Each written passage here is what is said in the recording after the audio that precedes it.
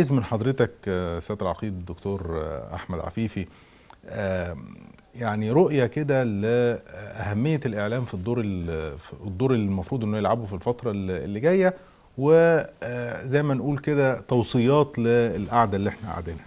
عايز اقول لحضرتك حاجه. يمكن بعد انتخاب سياده المشير السيسي على راس الدوله، نعم. اعتقد ان يجب علينا جميعا ان نمضي قدما في تنفيذ الاستحقاق الدستوري الثالث باستكمال المؤسسات الدستوريه من خلال انتخابات مجلس الشعب. نعم. انا بقول هقول 3 رسائل. الرساله الاولى للقياده السياسيه والحكومه والمجلس النواب اللي ان شاء الله هننتخبه، ونكون حريصين جدا ان احنا ننتخب ما يستحق. نعم. أول حاجة أن يكون هناك رؤية مستقبلية، وأن نشتغل من خلال العلم. من خلال العلم. الرسالة الثانية للشعب المصري العظيم: عليك أن تعمل بجد وتجتهد إذا ما أردت أن ترتقي بوضعك، وإذا ما أردت أن تحافظ على تراب هذا الوطن. الرسالة الثالثة لوسائل الإعلام المختلفة، زي يمكن احنا قلناها من دقائق، أن نتحرى الصدق، أن نتحرى الموضوعية، أن نعاون أجهزة الدولة في ان يبقى في تلاحم بين الشعب والحكومه. يعني نعمل حاله من الاتصال الايجابي عشان ندور عجله الانتاج. ده اللي انا عايزه من وسائل الاعلام في المرحله القادمه. يعني ان شاء الله الرسائل توصل، وزي ما نقول كده تجيب يعني ثمارها وتؤتي بثمارها. اخيرا استاذ مصطفى، مسك الختام واحنا بنحتفل بالعشر من رمضان، مش ممكن نفوت قصيده للعبور. ربنا يخليك يا فندم. اتفضل.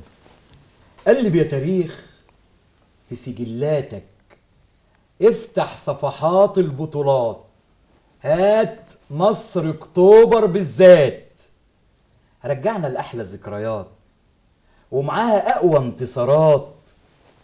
فاكر يا تاريخ لما السادات خطط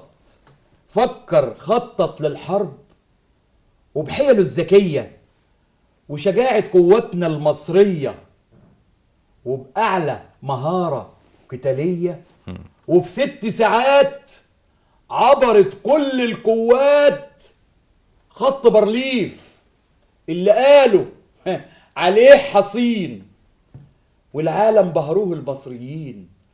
أفراح النصر زفت مصر سنين، وبفل وورد وياسمين. هم دول الإيد الأمينة اللي بتحمي وطننا وبتحمينا. هم دول قوتنا، نبض حياتنا، الايد اللي سندتنا في يوم ثورتنا، وفي 30/6 دفعت عن حريتنا وحمت كلمتنا. هم دول برضو جنودنا، العين السهرانة من عهد جدودنا اللي بتحمي حدودنا. دلوقتي طهرونا سينا، رجعوها من تاني لينا، تعبوا وضحوا بروحهم علشاننا، لحقوا وطننا ونقذوه بعد ما باعوه اخوانا. من يومها واحنا سوا ايد واحدة، عايشين في اجمل وحدة، عايشين في اجمل وحدة، احباب اصحاب ضد الارهاب. صدقونا ولو مرة واحدة، الجيش والشعب ايد واحدة، الجيش والشعب ايد واحدة. انا بشكركم الحقيقة شكرا جزيلا.